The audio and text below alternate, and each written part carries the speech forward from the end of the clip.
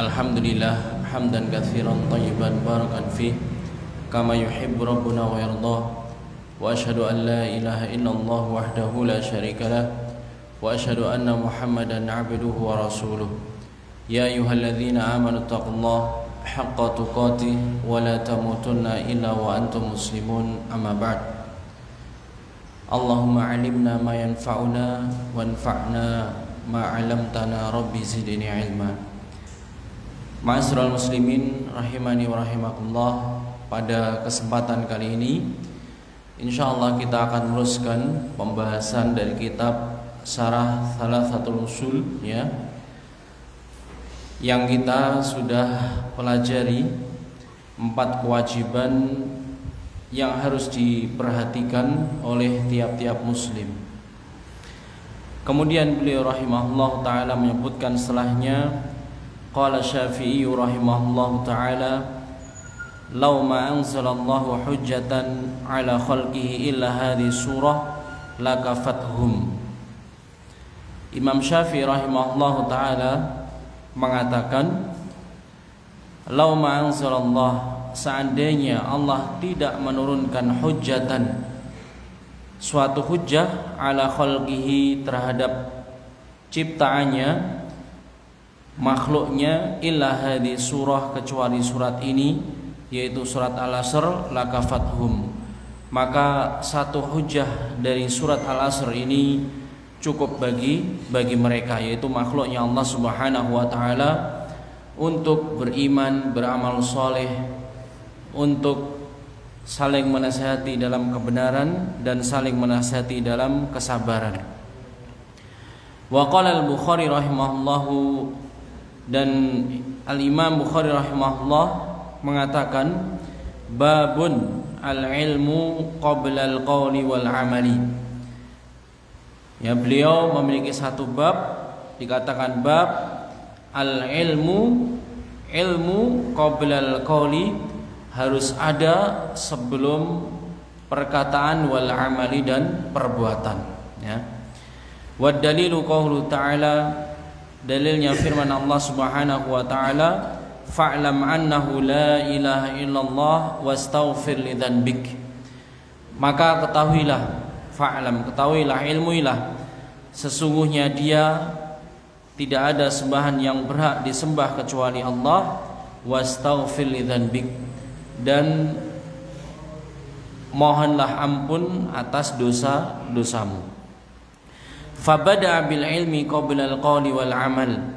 Maka di dalam ayat ini Allah Subhanahu wa ta'ala mendahulukan kewajiban untuk berilmu sebelum seorang berkewajiban mengatakan sesuatu dan mengamalkan sesuatu. Jamaah rahimani wa rahimakumullah, ini penjelasan dari 4 tingkatan yang wajib bagi tiap-tiap muslim ya. Dalilnya adalah surat Al-Asr. Demikian juga Imam Bukhari rahimahullah ta'ala memahami ya, memahami dari surat tersebut dan juga dalil-dalil yang lainnya, kewajiban ilmu itu terlebih dahulu daripada kewajiban-kewajiban yang lainnya ya. Taib, disebutkan keterangan dari matan yang disebutkan oleh Syekh Abdul Wahhab rahimahullah ta'ala. Imam Syafi'i, beliau ini salah seorang dari imam madhab yang 4 yang banyak sekali ya diikuti madhab beliau, terutama di negeri kita dan sebagian besar dari negeri-negeri di Afrika ya. Perlu ya antum ketahui bahwasanya madhab yang 4 ini adalah madhab ahlus sunnah wal jamaah. Akidah mereka adalah akidah ahlus sunnah wal jamaah. Namun mereka berbeda pendapat di dalam masalah usul ya, cara pengambilan dalil-dalil dari nas-nas syar'i, baik Al-Quran maupun sunnah-sunnah Rasulullah sallallahu alaihi wasallam ya. Jadi tatkala seorang mengatakan saya ini madhabnya Syafi'i, saya Hambali dan seterusnya, maka yang dimaksud di situ adalah tatkala dia beristidlal, mengambil dalil dari nas-nas Al-Qur'an atau hadis, menggunakan usul yang digunakan oleh madhab tersebut, ya. Dan banyak asatidzah kita, ya, yang madhabnya Syafi'i, Hambali juga ada, Hanafi dan Maliki, ini sedikit sekali di Indonesia, ya. Kemudian yang kedua disebutkan tadi, yaitu perkataan Imam Syafi'i rahimahullah taala, muraduhu rahimahullahu anna hadhihi surah kafiyah lil khalqi fil hathi ala tamassuki bidinillahi bil iman wal amali shalih wad da'wah ila Allah was sabr, ya, ala dzalik wa laysa muradu anna hadhihi surah kafiyatan lil khalqi fi jami'i syariah, ya. Ketika Imam Syafi'i rahimahullah taala mengatakan seandainya Allah tidak menurunkan kecuali surat Al-Asr saja, maka ini cukup sebagai hujjah, ya. Maksud dari cukup di sini sebagai hujjah maksudnya adalah yaitu memotivasi hamba-hamba Allah Subhanahu wa taala untuk berpegang teguh dengan agama Allah Subhanahu wa taala, dengan keimanan mereka, dengan amal soleh, berdakwah dan juga sabar di atas jalan itu semuanya, ya. Ini yang dimaksud oleh perkataan beliau Syafi'i rahimahullah ta'ala. Tapi bukan maksudnya adalah cukup surat Al-Asr saja, yang lain ini tidak diperlukan, ya, tidak demikian. Maksud dari cukup tersebut adalah mencakup 4 hal yang disebutkan di awal tadi, ya. Wa qawluhu law ma anzalallahu hujjatan ala khalqi ila hadhihi surah lakafathum li'annal aqila. Jadi perkata Imam Syafi'i rahimahullah taala, ya, beliau mengatakan demikian karena orang yang berakal, al-basir, yang dia itu yaitu paham dengan suatu dalil, idza sami'a hadhihi surah, apabila dia mendengar surat ini, au qara'aha, atau dia itu membacanya, fala budda, maka harus an yas'a ila takhlisi nafsihi minal khusran, ya, harus berusaha membebaskan jiwanya dari kerugian. Wadzalika, dan cara yang dia gunakan tersebut, bittisafihi, ya, dengan berusaha mensifati dirinya bihadi sifat al-arba'ah, yaitu memiliki sifat yang 4 ini.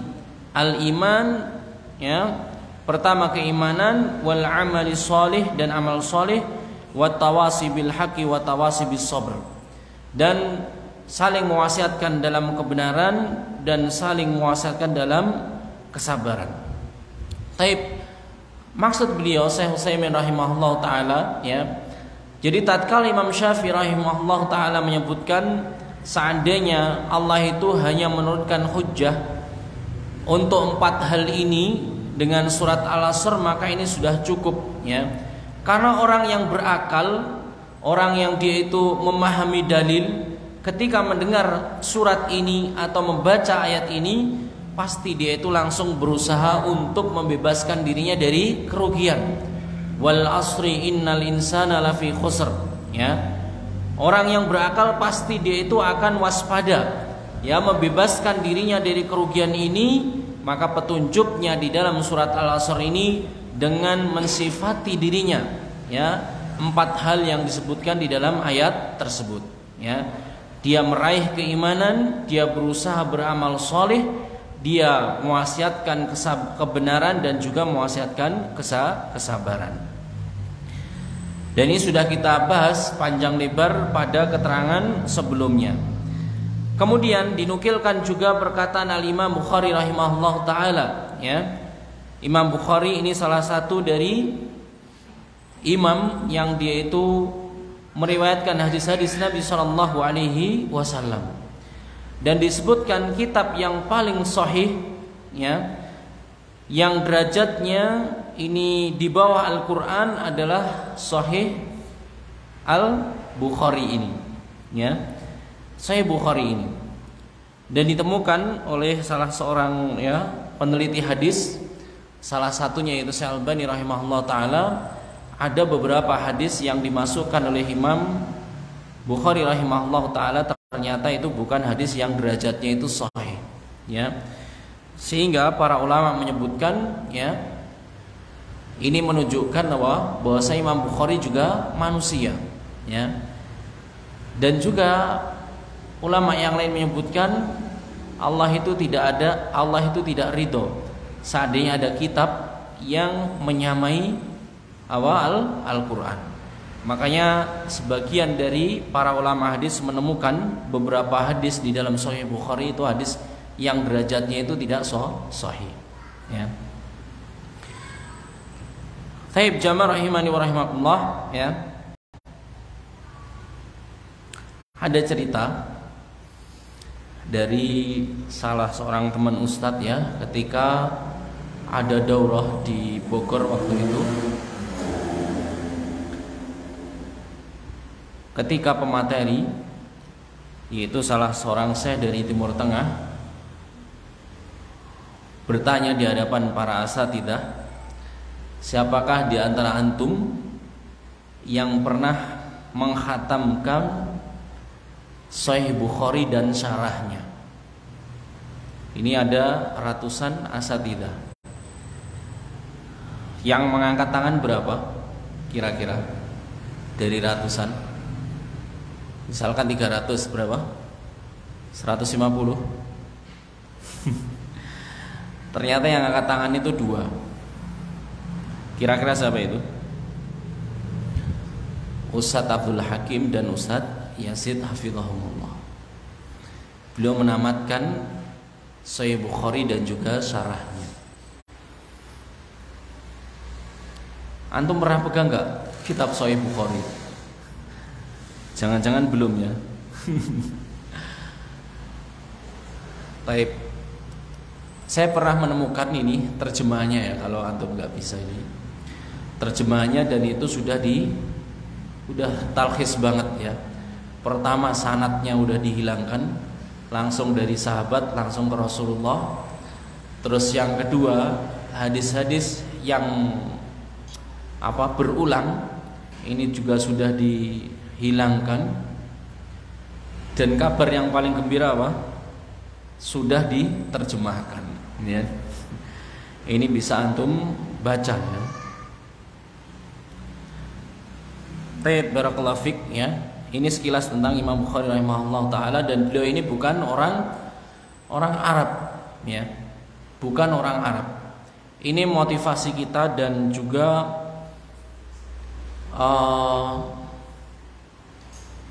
menguatkan kita bahwasanya orang Ajam ini juga bisa menjadi ulama, ya. Bisa menjadi ulama.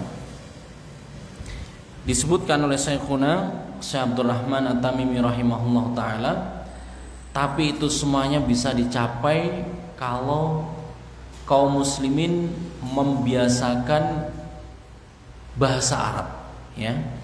Jadi bahasa Arab ini bagian dari dirinya. Dia menguasai bahasa Arab dengan berbagai macam cabang keilmuannya, nahwu sharafnya, balaghah, ya, dan seterusnya, ya. Terus kemudian dia mengucapkan dengan bahasa tersebut, artinya berkomunikasi dengan bahasa Arab. Kemudian juga dia membaca bacaan bahasa Arab dan tidak diterjemahkan. Kalau budayanya demikian, maka ada potensi melahirkan para ulama, ya, seperti Al-Imam Bukhari rahimahullah taala, ya. Kita bahasa Arabnya bagaimana? Ustadz, saya tak mudur saja biar yang muda, gitu kan. Yang muda juga demikian, Ustadz, saya tak mudur biar anak saya saja, gitu. Jangan-jangan anaknya nanti juga demikian, ya. Waliyadzubillah. Ini penting, ya. Alat yang pertama untuk menguasai ilmu agama ini yaitu bahasa Arab, ya. Saya ada teman, bukan pernah, ya, maksudnya pernah berteman dan bermajelis bersama ketika di Jakarta. Dia mantan firqah yang mungkin terkenal, ya, yang antum juga kenal, pusatnya di Kediri. Ada mantannya, ya. Mungkin beliau juga kenal, gitu kan. Jadi termasuk ini ya, sudah mengajar dan seterusnya. Dia menguasai bahasa Arab, menguasai dalam artian masih nahwu sorobnya. Waktu itu dia menginstal yaitu Maktabah Syamilah. Maktabah Syamilah ini perpustakaan digital, ya. Diklik mau pengen kitab apa saja ada di situ. Ya. Dia baca, kalau nggak salah pertama kali beliau itu dapat hidayah yaitu Syarah Abu Daud, ya, Aunul Ma'bud ini. Beliau baca, loh kok keterangannya ada keterangan lain, loh kok banyak keterangan para ulama dan seterusnya. Berarti selama ini yang saya baca adalah keliru, yang saya pelajari, yang saya ajarkan adalah keliru. Mulai detik itu dia keluar dari firqah tersebut dan sekarang dia kembali ke manhaj salaf. Kalau pengen tahu namanya nanti hubungi ya. Baik, barakallahu fik. Artinya apa? Di sini pembukanya ilmu itu bahasa Arab. Ya, bahasa Arab. Kami dulu di Ma'had Al-Irsyad, ya, yang sekarang itu Stai Ali bin Abi Thalib, ya, sebelum jadi Stai Ali. Asatidzah kita ini tiap pekan, yaitu Sabtu Ahad, secara tidak diumumkan, berarti secara dadakan, ya, secara spontan, ini ada penggeledahan buku-buku terjemahan, gitu kan? Jadi kalau ada majalah, misalkan Al-Fatah, majalah zaman dahulu, ya, ada majalah Nikah, Al-Furqan misalkan itu, ya, itu semuanya disita. Bukan karena itu sesuatu yang berbahaya isinya, bukan. Tapi apa? Kita betul-betul dibiasakan untuk membaca bacaan bahasa Arab. Dan ketika kita belajar juga demikian, ya, terjemahannya juga Arab. Tahu-tahu ya, ini berjalannya waktu banyak sekali kosakata yang kita kuasai, gitu ya. Jadi yang pertama yang harus dikuasai oleh para penuntut ilmu kalau dia ingin tafaqquh fiddin secara mendalam, yaitu ilmu alat, terutama adalah bahasa Arab ini. Kemudian tingkat lanjut nanti bahasa Arab dengan berbagai macam cabangnya, termasuk adalah balaghah, terus termasuk juga nanti ilmu alat yang lainnya, ada usul fikih, ada qawaidul fiqhiyah dan seterusnya. Ini dipelajari barulah dia, ya, mampu untuk bisa melihat dalil-dalil, ya, dari Al-Qur'an dan Sunnah sesuai, ya, kaidah-kaidah yang diletakkan oleh para ulama. Ya. Karena jamaah rahimani wa rahimakumullah, ada sebagian orang yang dia itu langsung mengambil Al-Qur'an dan Sunnah tapi tidak pakai kaidah-kaidah yang sudah ditetapkan oleh para ulama. Yang terjadi apa? Ya, mungkin antum pernah dengar salah seorang kiai atau ustadz yang ada di Sidoarjo, ya, apa-apa itu diharamkan, ya, mulai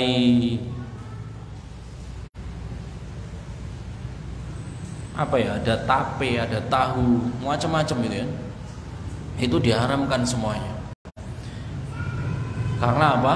Tidak ada dalam Al-Quran dan juga hadis, gitu, ya. Nah ini bahaya juga kalau kita mengambil langsung, ya, Al-Quran dan Sunnah tanpa kaidah-kaidah yang ditetapkan oleh para ulama, ya. Karena bahasa Al-Quran atau hadis atau bahasa dalil ini sudah dirumuskan, ya, sudah dirumuskan. Kalau ada bahasa perintah, kalau ada kata larangan dan seterusnya, maka ini ada maknanya, ya. Oh berarti hukumnya ini wajib. Oh kalau perintah diikuti, misalkan larangan berarti hukumnya demikian dan seterusnya. Maka yang demikian tersebut perlu, ya, ilmu alat.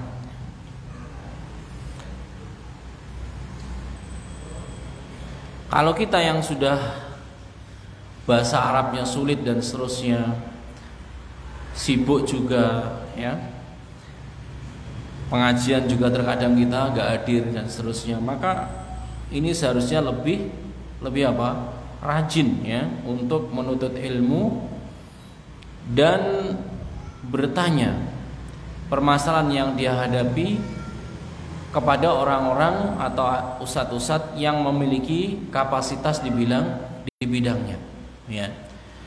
Gak boleh dia itu main-main saja ya, sesukanya dan seterusnya. Maka ini jauh sekali dari petunjuk yang Allah Subhanahu wa taala turunkan. Taib itu sekilas tentang Imam Bukhari ya.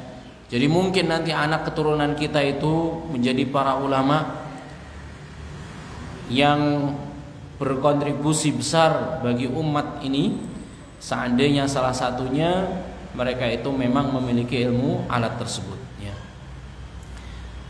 Kemudian beliau rahimahullah taala menjelaskan istadal Bukhari rahimahullah bihadil ayah ala wujubil bada'a bil ilmi qablal qawli wal amal ya. Imam Bukhari ketika menyebutkan ayat ini, beliau itu mengambil ya berhujah atau berdalil wajibnya kita itu berilmu terlebih dahulu sebelum kita itu mengatakan sesuatu, sebelum kita itu mengamalkan sesuatu. Mengatakan sesuatu berarti kita menghukumi sesuatu di dalamnya. Mengatakan sesuatu berarti kita menjawab permasalahan dari yang kita hadapi dan seterusnya. Ini maksud dari mengatakan sesuatu tersebut. Ini harus didasari dengan ilmu ya. Apalagi zaman sekarang ini media sosial, Masya Allah ya, luar biasa ya. Kita bebas di sana berkomentar, bebas kita menjawab, bebas kita itu menulis status dan seterusnya. Maka waspada ya, jangan sampai kita itu menuliskan suatu, menjawab suatu, mengomentari suatu, kita itu tidak memiliki ilmunya. Yang lebih baik bagi kita orang-orang yang awam, yang tidak bisa beristidlal dengan dalil dan seterusnya, maka adalah apa? Membagikan saja dari faedah-faedah yang disebutkan oleh para ulama ya, oleh ustadz-ustadz kita. Ketika mereka itu menulis suatu faedah, ini disebarkan ya. Dan tidak usah ikut berdebat di dalam media sosial ini ya. Terkadang mereka itu cuman apa? Copy paste, dia juga tidak membacanya. Cuman judulnya saja, gitu kan? Dia juga tidak membacanya. Link-link video misalkan, dia juga tidak mendengarkannya. Tapi dia sudah berani modal dengan link-link dan tulisan-tulisan tersebut untuk berdebat ya. Maka tinggalkan hal-hal yang seperti itu. Kita fokus seperti disebutkan ya oleh para ulama, kewajiban kita adalah menuntut ilmu, kewajiban kita adalah beramal dan senantiasa ya saling mewasiati dalam kebenaran dan juga kesabaran. Demikian juga beramal ya. Maka wajib kita itu beramal sesuai dengan ilmu yang Allah Subhanahu wa taala turunkan ya. Tidak boleh kita itu beramal berdasarkan perkiraan saja ya, berdasarkan praduga saja, atau berdasarkan mungkin bahasa dia ijtihad secara bahasa, yaitu bersungguh-sungguh dia itu merenung dan seterusnya. Maka ini juga tidak diperbolehkan ya. Tidak diperbolehkan. Kita beramal harus sesuai dengan ilmu yang Allah Subhanahu wa taala turunkan. Ya. Dan ini sudah disinggung oleh beliau rahimahullah taala ya ketika menjelaskan tentang masalah amal ini. Amal dan ilmu. Ada sebagian dari umat terdahulu yang mereka itu dilaknat oleh Allah Subhanahu wa taala karena apa? Mereka itu berilmu namun tidak beramal. Ya, ada sebagian mereka dimurkai oleh Allah Subhanahu wa taala karena dia itu beramal tidak menggunakan ilmu. Dan ini bisa, sifat ini maksudnya mencemari kaum muslimin, ya. Kaum muslimin menjadi rusak karena kekeliruan ini. Ada sebagian dari mereka yang beramal dan itu semangat dan rajin tapi tidak ada dasarnya. Yang ini disebutkan oleh para ulama sebagai apa? amalan bid'ah. Ini ya. Amalan bid'ah. Ada seorang ulama yang beliau itu menuliskan kitab ya, bid'ah selama 1 tahun ya. Syekh At-Tuwaijiri ya. Beliau menuliskan demikian, bid'ah selama 1 tahun. Itu belum ketambahan yang ada di Indonesia ya. Kalau itu halamannya 200 mungkin jadi berapa? 200.000 ya. Ya mungkin 2 kali lipat ya atau seterusnya. Taib barakallahu fik. Ya, maka kita hati-hati. Yang dinilai oleh Allah Subhanahu wa taala bukan banyaknya amal kita. Ya, bukan kerikatnya kita ketika beramal. Bukan banyaknya harta yang kita keluarkan. Tapi yang dinilai oleh Allah Subhanahu wa taala tidak hanya itu semuanya, tapi adalah ahsanu amalan, ya. Amalan yang paling baik, yaitu akhlasuha wa aswabuha. Amalan yang ditunaikan secara ikhlas, amalan yang ditunaikan sesuai sunnahnya Rasulullah sallallahu alaihi wasallam, ya. Maka pegangan kita tatkala kita beramal ini seperti disebutkan oleh para ulama, yaitu al-iqtisadu fis sunnah khairun minal ijtihadi fil bid'ah. Jadi kita itu sederhana, sedang-sedang tapi sesuai dengan sunnah, ini lebih baik daripada kita itu bersungguh-sungguh, ya, tapi ternyata itu adalah perbuatan bid'ah, ya. Taib jamaah rahimani wa rahimakumullah. Jadi itu yang harus kita pegang. Kita itu harus kualitas amalnya. Sedikit gak jadi masalah, ya. Sedikit gak jadi masalah. Tapi kalau banyak maka ini luar biasa. Seperti Rasulullah sallallahu alaihi wasallam, ya. Beliau itu adalah imamnya seluruh amal yang ada, ya. Demikian juga Abu Bakar As-Siddiq radhiyallahu taala anhu, dan juga para sahabat yang lain radhiyallahu taala anhum ajmain. Mereka generasi yang terbaik, ya. Mereka sangat perhatian terhadap suatu amalan, kualitasnya dan juga kuantitasnya, ya. Disebutkan, ya, seorang penulis, ya, dia menuliskan sindiran bagi orang yang disebut soleh pada zaman sekarang ini. Kalau pada zaman Nabi SAW atau orang soleh zaman dahulu, ketika mereka diberikan peringatan tentang akhirat, tentang azab Allah Subhanahu wa taala, mereka kebingungan, ya. Orang yang disebut soleh zaman sekarang juga demikian. Ketika mereka takut, ya, terhadap perkara akhirat dan seterusnya, mereka juga kebingungan. Tapi kebingungannya berbeda. Kalau orang soleh zaman dahulu mereka bingung, amalan apa lagi yang harus saya tunaikan? Puasa, sholat, baca Al-Quran, kebaikan harta, kebaikan tenaga, kebaikan ilmu saya sudah tunaikan. Tapi kalau orang yang disebut soleh zaman sekarang, mereka kebingungan, mulai dari mana saya harus beramal. Sholatnya masih kurang, puasanya jarang-jarang, baca Al-Qurannya kalau ingat, hafalan kadang ingat, kadang hilang dan seterusnya. Pengajian sering gak datang. Ini kan, mulai dari mana dia bingung.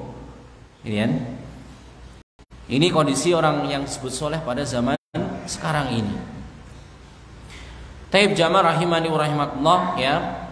Dan para sahabat radhiyallahu taala anhum, mereka semuanya tatkala disebutkan perintah suatu amalan, ya, atau disebutkan kebaikan-kebaikan, mereka tidak bertanya kepada Rasulullah, antum cek dalil-dalil yang ada. Gak ada dari mereka mengatakan, ya wahai Rasulullah, ini hukumnya apa?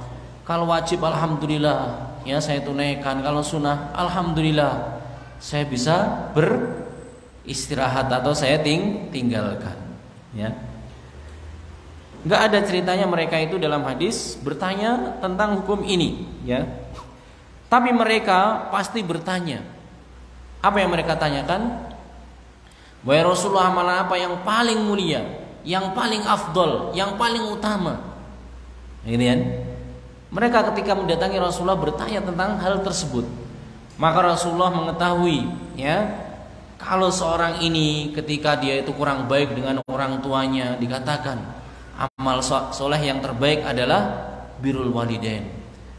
Kalau orang ini bakhil dengan hartanya, maka infak fi sabilillah dan seterusnya. Ini ya. Maka amal yang terbaik berasal dari yang dari Rasulullah itu adalah amal yang bisa kebaikan, yang bisa menghilangkan keburukan yang ada di dalam dirinya. Itu amal yang terbaik. Maka kita lihat, kalau kita malas-malasan menunaikan sholat sunnah, maka yang terbaik bagi diri kita adalah apa? Sholat sunnah tersebut. Kalau kita malas-malasan baca Al-Quran, maka amal yang terbaik bagi kita adalah baca Al-Quran.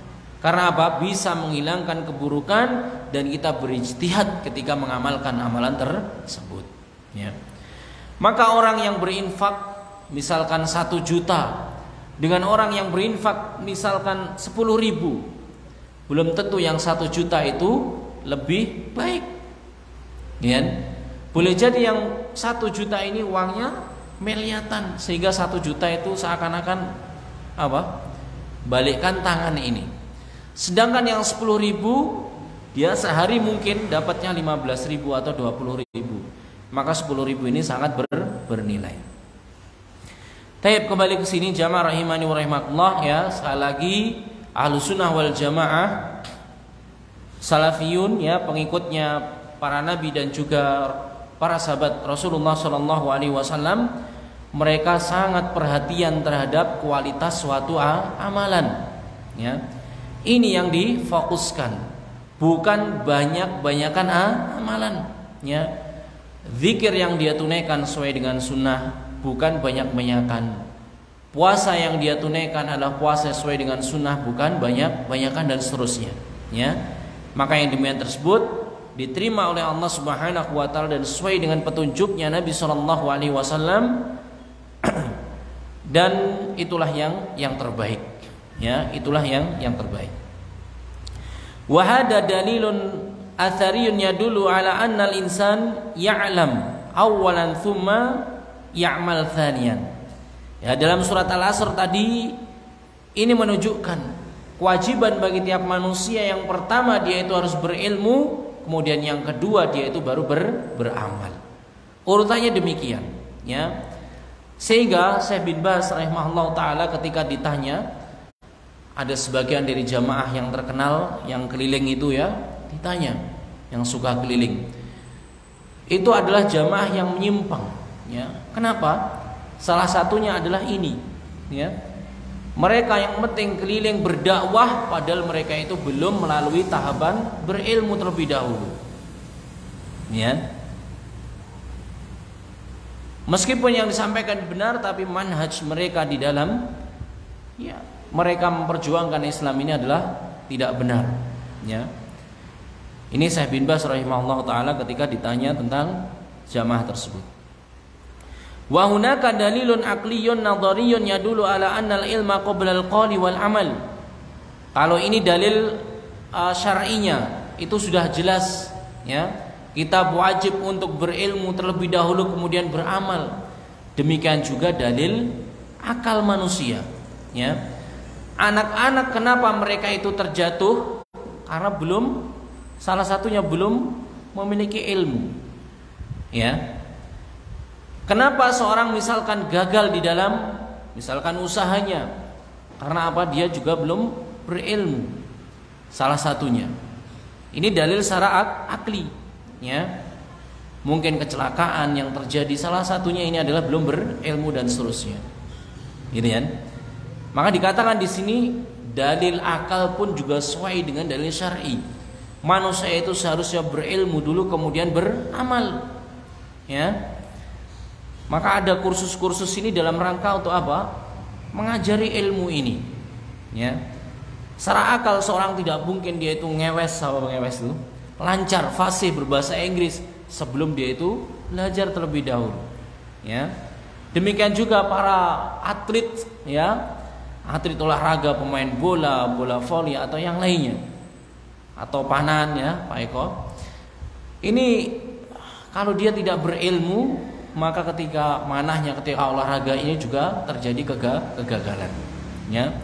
Maka secara akal pun juga demikian, kewajiban manusia itu berilmu terlebih dahulu kemudian beramal. Wadzalika li'annal qawla awil amala la yakunu sahihan maqbulan hatta yakuna ala wifqas syariah. Ya. Kataan di sini dipertegaskan karena perkataan manusia, amalan manusia ini tidak akan benar dan tidak akan diterima, tidak sah dan tidak diterima kecuali harus sesuai dengan syariat yang Allah Subhanahu wa taala turunkan. Wala yumkin an ya'lamal insan anna ilmahu ala wifqi syariah illa bil ilmi. Tidak mungkin seorang itu ketika berkata dan berbuat ini sesuai syariat kecuali dia itu harus berilmu terlebih dahulu. Ya. Makanya wajib kita itu belajar, ya. Wajib kita itu belajar untuk apa?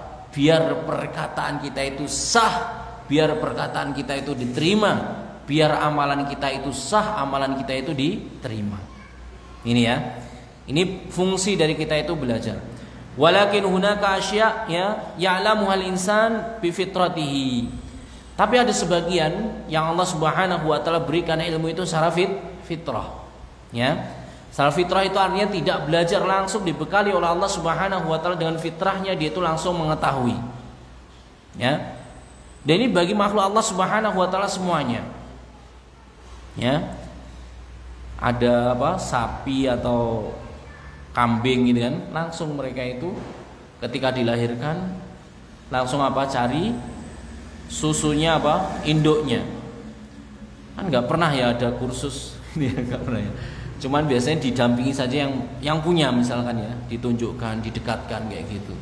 Ini fitrah, ya. Ada sebagian yang sudah bersama fitrahnya. Kal ilmi bi anna Allah ilahun wahidun fa inna hadza qad fatara alaihi al-'abd wa li hadza la yahtaju ila ana'in kabirin fit ta'allum. Seperti ya fitrah yang Allah Subhanahu wa taala bekalkan bagi setiap anak manusia, ya. Mereka itu meyakini bahwasanya Allah itu adalah salah satunya zat yang berhak disembah. Maka tidak perlu mereka itu usaha yang keras untuk mempelajari hal tersebut karena sudah difitrahkan oleh Allah Subhanahu wa taala. Ammal masail al-juz'iyah, adapun masalah-masalah juz'iyah al-muntasyirah yang bertebaran, fahyallati tahtaju ila ta'allum, maka itulah yang perlu untuk dipelajari. Ilmu tentang tajwid, ilmu tentang fikih, ilmu tentang muamalah dan seterusnya, maka ini adalah ilmu-ilmu yang harus didalami. Wa taksiri juhudin, dan juga apa? Yaitu kesungguhan-kesungguhan yang sangat nyata, ya. Jadi ada sebagian yang sudah difitrahkan oleh Allah Subhanahu wa taala, ada sebagian yang lain yaitu harus ditempuh dengan belajar, ya. Dan Nabi SAW mengisyaratkan, ya, seluruh kebaikan yang ada ini bisa ditempuh dengan belajar ilmu, ya. Nabi SAW menyebutkan al-ilmu bita'allum. Ilmu itu bisa diraih, sifat ilmu itu bisa diraih dengan proses belajar, ya. Al-hilmu bitahallum. Demikian juga sifat akhlak lemah lembut ini juga bisa diraih dengan belajar. Ya, bitahallum, belajar dia itu lemah lembut, menahan marahnya, menahan emosinya, memunculkan sifat lemah lembutnya dan seterusnya, ya. Kemudian disebutkan juga dalam hadis yang lainnya, man tasabbara sabbarallah, barang siapa yang terus berusaha bersabar, yang meraih kesabaran, berarti meraih ilmu, berusaha meraih ilmu, meraih akhlak-akhlak yang mulia, sabbarallah, maka dia itu akan diberikan sifat sabar oleh Allah Subhanahu wa taala, ya. Jadi ini semuanya bisa dipelajari sifat-sifat baik tersebut, ya. Dan semuanya itu perlu proses, ya, semuanya perlu proses. Maka yang katanya dia itu hijrah dan seterusnya, tidak hanya dengan kata hijrah ini selesai, enggak, tapi harus berproses. Masih banyak ilmu-ilmu yang harus dia ketahui, ya, untuk dia amalkan dan seterusnya.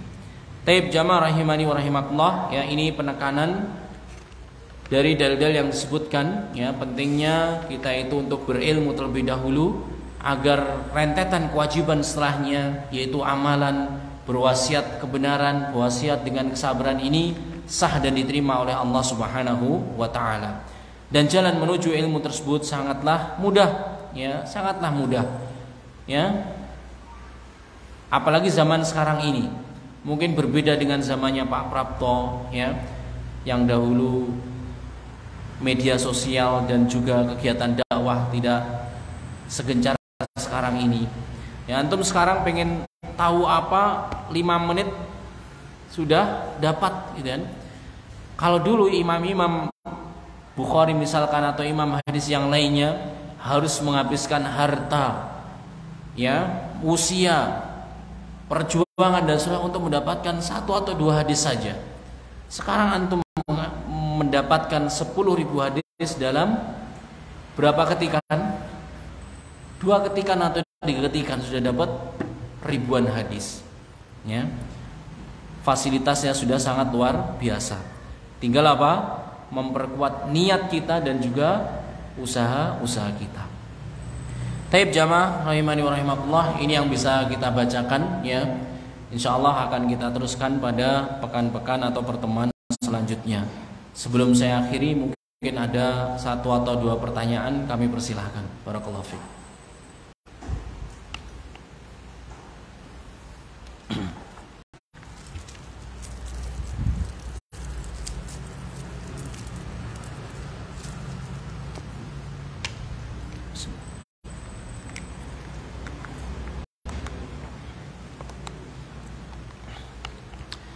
Kalau tidak ada, kita cukupkan. Sallallahu ala nabiyyina Muhammad wa ala alihi wa ashabihi wa man tabi'ahum bi ihsan ila yaumiddin. Wa akhiru da'wana alhamdulillahi rabbil alamin. Wassalamualaikum warahmatullahi wabarakatuh.